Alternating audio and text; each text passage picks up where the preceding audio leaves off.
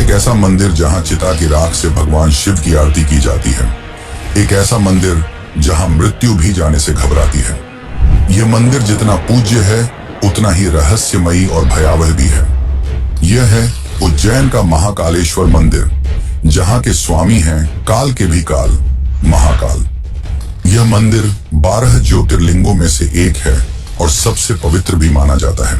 भारत के ज्यादातर शिवलिंग उत्तरमुखी होते हैं, लेकिन महाकालेश्वर का शिवलिंग एकमात्र ऐसा शिवलिंग है जो दक्षिण मुखी है और इस दिशा को मृत्यु का द्वार कहा जाता है। आखिर क्या है इस ज्योतिर्लिंग के निर्माण की कहानी और क्यों यह भारत के बाकी ज्योतिर्लिंगों से अलग है? दरअसल काल का अर्थ केवल मृत्यु नहीं बल्कि समय भी होता है, यानी यहाँ के स्वामी महाकाल मृत्यु और समय दोनों से परे हैं। क्या है महाकाल और काल भैरव का रहस्य? और सबसे बड़ा सवाल, क्यों कोई भी मंत्री, राजा, यहाँ तक कि प्रधानमंत्री भी उज्जैन की इस नगरी में रात्रि विश्राम करने से डरते हैं? क्या होगा यदि वे यहाँ रात को ठहर गए? और क्या हुआ जब मध्य प्रदेश के मुख्यमंत्री मोहन यादव ने इस परंपरा को तोड़ने की कोशिश की?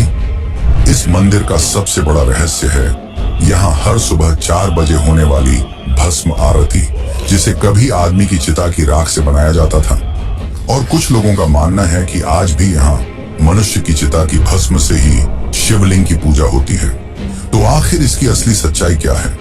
माना जाता है कि केवल इस आरती के दर्शन मात्र से आदमी की आने वाली संकटें टल जाती हैं, क्योंकि वह स्वयं महाकाल की शरण में होता है। एक और बड़ा रहस्य जो इस नगरी को खास बनाता है वह है काल भैरव मंदिर, जिसमें काल भैरव को हर दिन हजारों लीटर शराब का भोग चढ़ाया जाता है। और चौंकाने वाली बात यह है कि मूर्ति ये शराब पी भी जाती है। कई शोधकर्ताओं और इतिहासकारों ने इस रहस्य को सुलझाने की कोशिश की, मगर आज तक यह कोई पता नहीं लगा पाया कि वह हजारों लीटर शराब आखिर जाती कहां है। और एक समय जब अंग्रेजों ने इसकी सच्चाई जानने के लिए मंदिर के नीचे खुदाई करने की कोशिश की, तो उनके साथ कुछ ऐसा हुआ जिसे सुनकर आप भी चौंक जाएंगे। तो मित्रों, आज हम चलेंगे महाकालेश्वर मंदिर के इस सफर पर, जहां आस्था और भक्ति के साथ साथ कई ऐसे खौफनाक रहस्यों के बारे में बताएंगे जो आपको चौंका कर रख देंगे। मेरी आपसे विनती है कि वीडियो को शुरू से अंत तक जरूर देखें, और अगर आपको यह वीडियो अच्छी लग रही है तो कमेंट में हर हर महादेव जरूर लिखें। बहुत समय पहले की बात है, जब उज्जैन को अवंतिकापुरी के नाम से जाना जाता था। यह बहुत ही सुंदर और समृद्ध राज्य था, जिसमें राजा चंद्रसेन राज किया करते थे। राजा चंद्रसेन भगवान शिव के बहुत बड़े भक्त थे और उनके मित्र थे शिवगणों में से मुख्य गण मणिभद्र।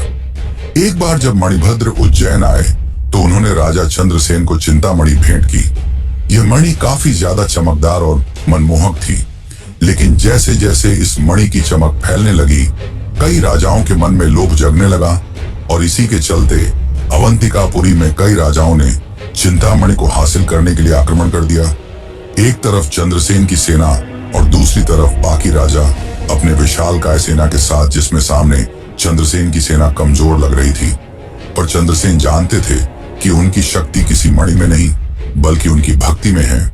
इसीलिए उन्होंने अपने 17 डाल दिए और वन की ओर चले गए। वहां जाकर वे शिव के ध्यान में लीन हो गए। लेकिन उसी समय उज्जैन में एक और समस्या आ खड़ी हुई। वह था राक्षस दूषण।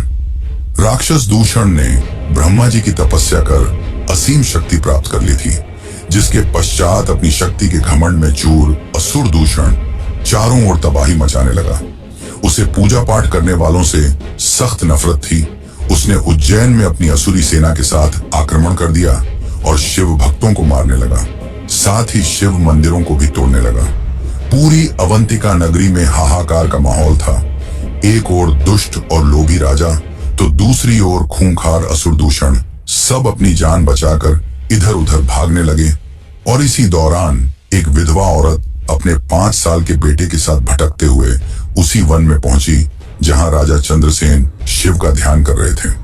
जब उस 5 साल के बालक ने यह देखा तो वह उनकी भक्ति से काफी प्रभावित हुआ और उसने भी वहीं थोड़ी दूर पर एक शिवलिंग बना लिया और उस पर फूल, जल और बेलपत्र चढ़ाकर पूजा करने लगा।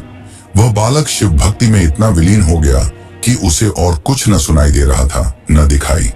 जब उसकी मां ने उसे खाने के लिए पुकारा तो उसने कोई जवाब नहीं दिया। बार बार पुकारने के पश्चात क्रोधित होकर उसकी मां ने सारी पूजा सामग्री फेंक दी। लेकिन तभी बिजली चमकी और घंटियों की आवाज के साथ वहीं पर एक भव्य मंदिर का निर्माण हुआ, जहां स्वयंभू शिवलिंग प्रकट हुए और उस शिवलिंग में वही फूल और बेलपत्र चढ़ा हुआ था जो उस बालक ने चढ़ाए थे। ये सब देखकर उसकी माता चकित रह गई और उन्हें अपनी गलती का एहसास हुआ। जब यह बात राजा चंद्रसेन को पता चली तो वे दौड़े दौड़े वहां जा पहुंचे और उनकी आंखों में आंसू थे, क्योंकि उनकी भक्ति आज सफल हो गई। भगवान शिव स्वयं प्रकट हुए थे। लेकिन यह कहानी यहाँ समाप्त नहीं होती।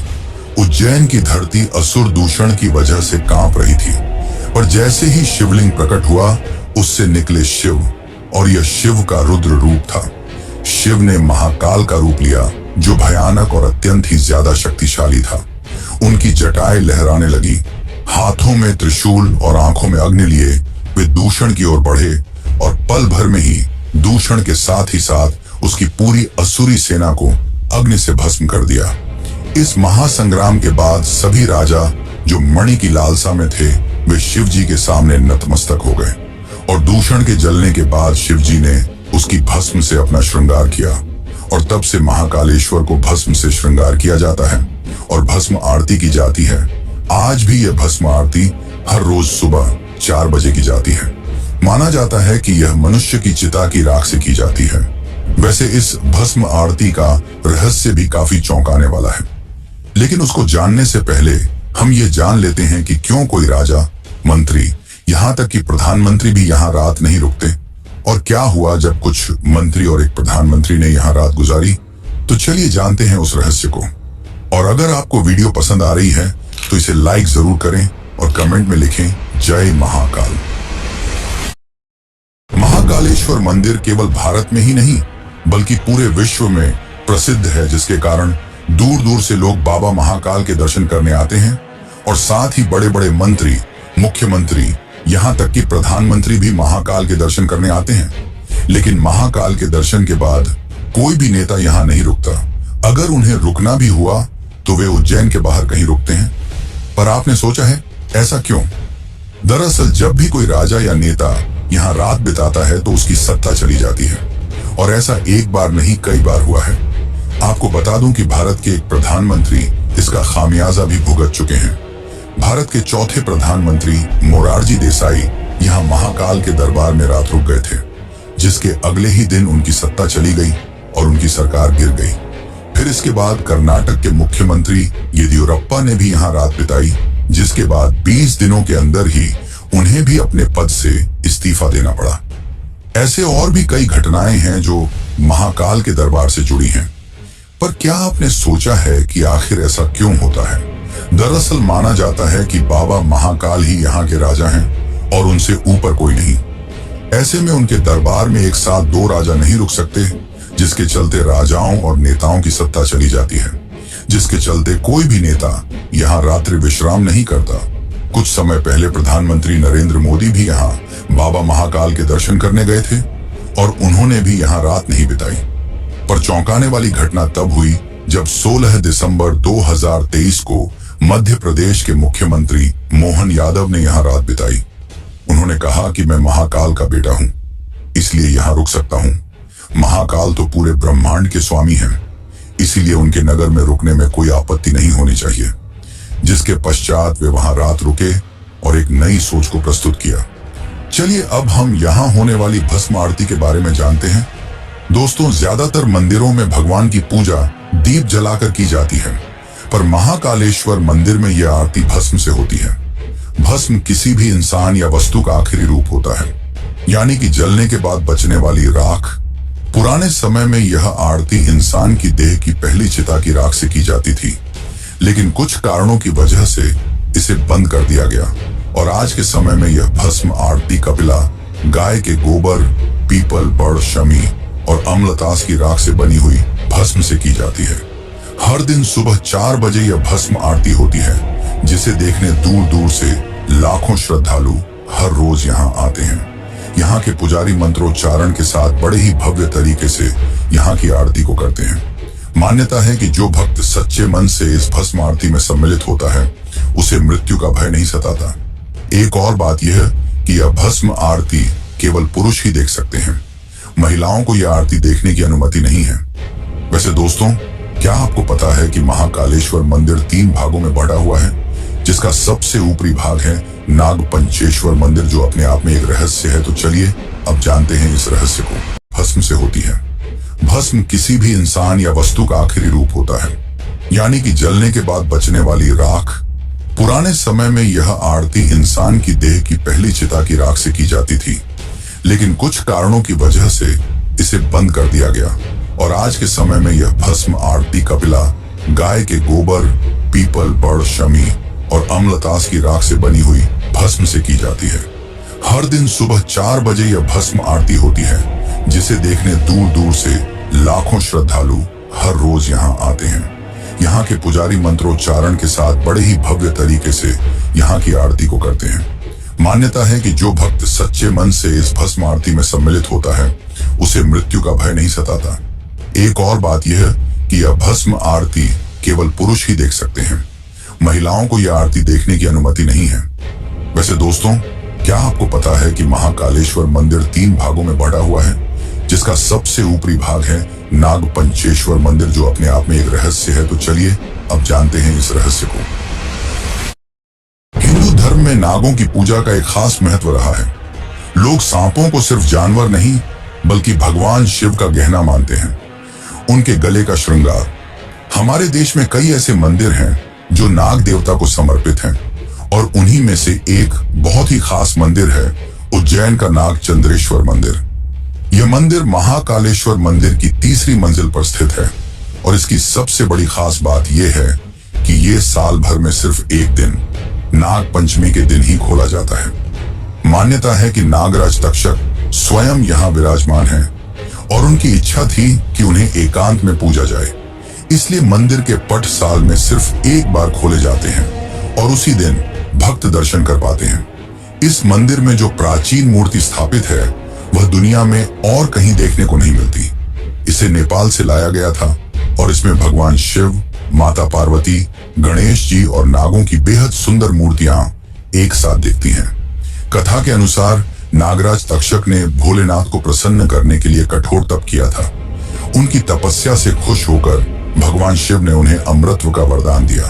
तभी से नागराज तक्षक ने भगवान के सानिध्य में रहना शुरू किया, लेकिन उन्होंने यह शर्त रखी कि उनके एकांत में कोई विघ्न न डाले। इसी कारण केवल नाग पंचमी पर ही मंदिर के दरवाजे खुलते हैं। नागचंद्रेश्वर मंदिर सिर्फ एक मंदिर नहीं, बल्कि आस्था, रहस्य और परंपरा का वो संगम है जो हर शिव भक्त को एक बार जरूर महसूस करना चाहिए।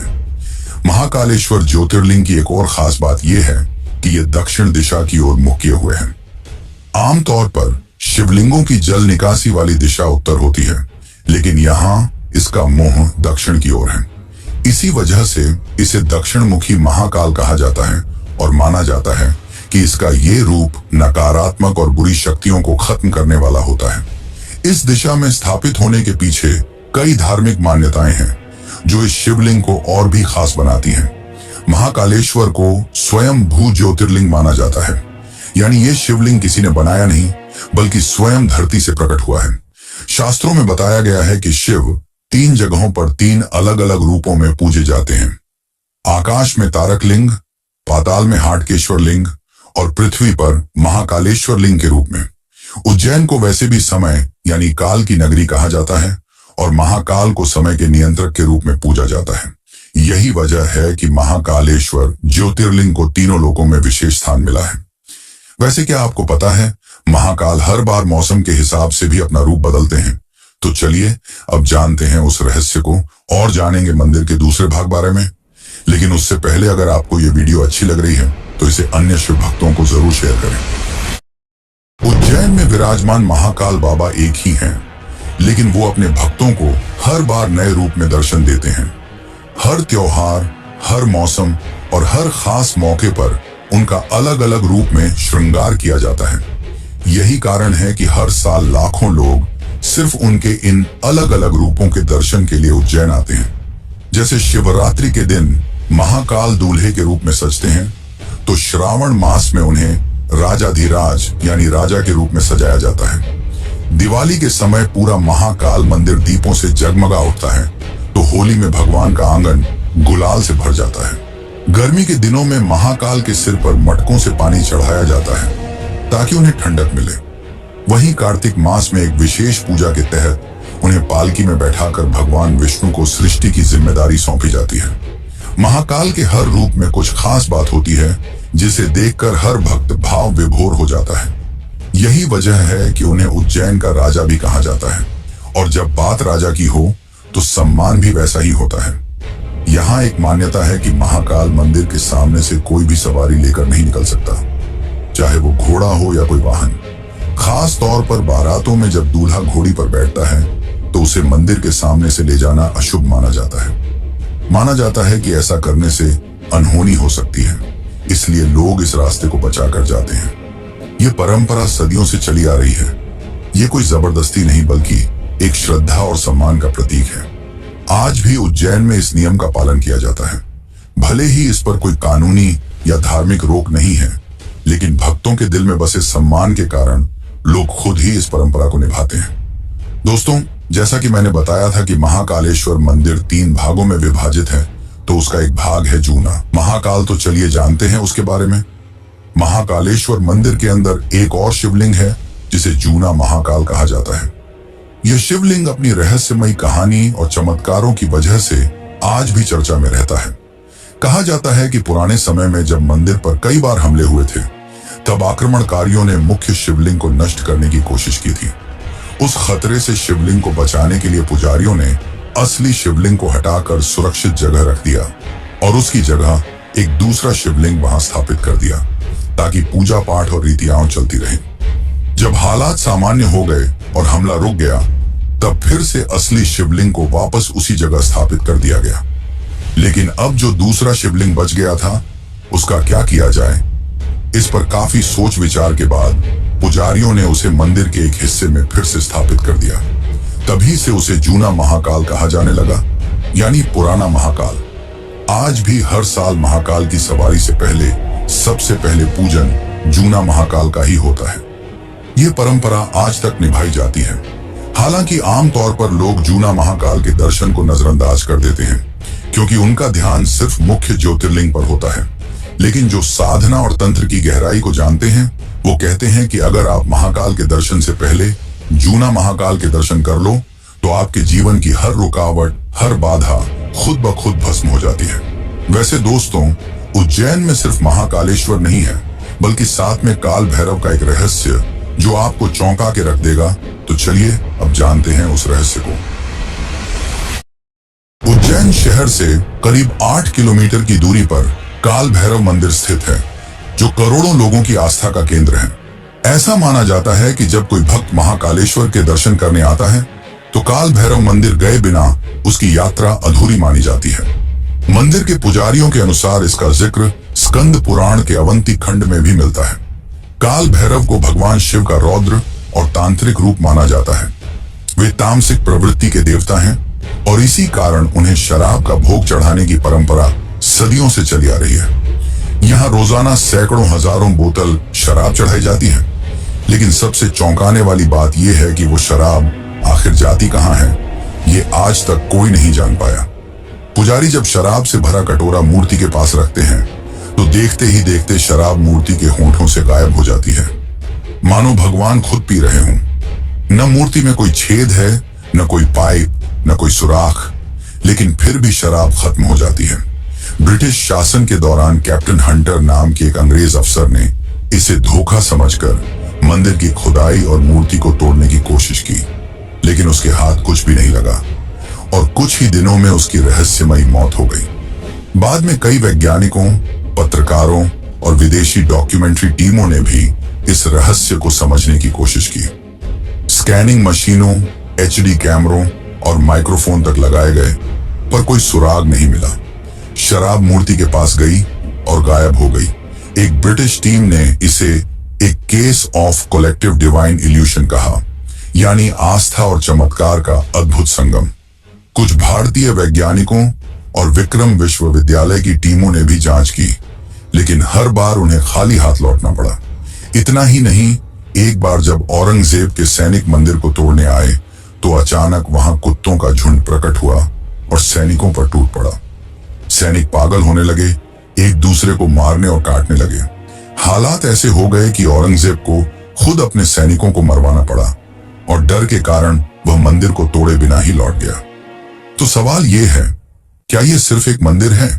क्या यह सिर्फ एक परंपरा है? या फिर यहां कोई ऐसी शक्ति है जिसे हम आज तक समझ नहीं पाए? और यही वो सवाल है जिसका जवाब हम अगली वीडियो में तलाशने वाले हैं, क्योंकि अगली बार हम आपको ले चलेंगे काल भैरव मंदिर की रहस्यमयी गलियों में, जहां सिर्फ आस्था नहीं बल्कि